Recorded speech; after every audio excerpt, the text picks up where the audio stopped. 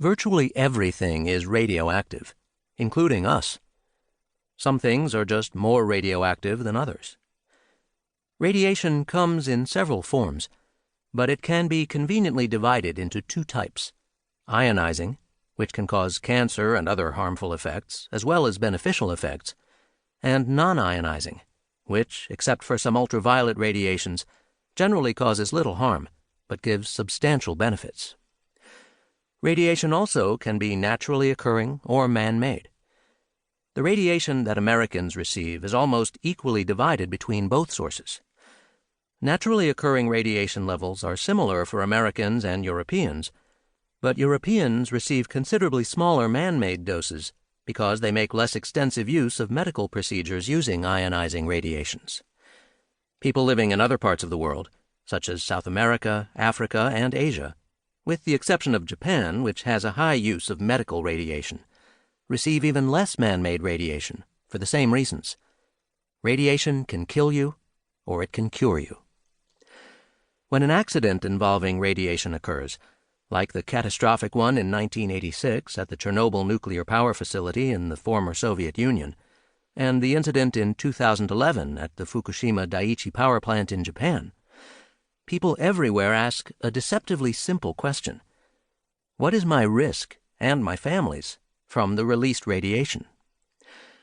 It is normal to worry about what harm might be carried through the air, and what effects it will have on the food we give our children, on the water we drink, on sea life, and on the environment.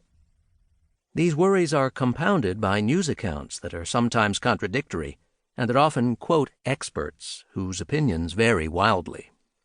People have concerns not only about accidents at nuclear power facilities, but also about many other sources of radiation: X-rays of our teeth, our chest, an injured hand or leg, CT, computed tomography scans of our chest or abdomen, sunlight and tanning booths, and radio waves from cell phones.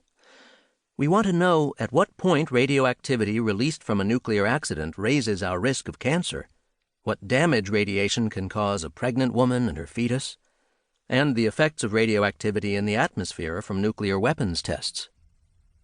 The often conflicting information about the possible health consequences of radiation from all sources is likely to leave anyone confused and wondering what they can do to decrease their risk of harm from radiation. How does your risk of cancer from radiation compare to other cancer risks in your life? These legitimate concerns deserve direct, intelligent, credible answers, which we intend to provide. Because radiation is ubiquitous, it continually touches our lives in many ways. You will not finish listening to this audiobook with a definitive answer to everything about radiation. That is simply impossible. But you will end up with sufficient knowledge and understanding of the subject to help you make sensible, informed decisions about radiation's health effects and risks. Although radiation is associated with many dangers, things may not be nearly as scary as you imagine. In fact, radiation saves lives every day. Americium-241 makes many smoke detectors work. Tritium stimulates the phosphors that illuminate some exit signs. Gamma rays test the structural integrity of airplanes, bridges, and skyscrapers. And cobalt-60 and other sources of radiation are used to diagnose and treat cancers. Frightening as the topic of this program might be in some ways, information and education can relieve some, if not most, anxiety about radiation.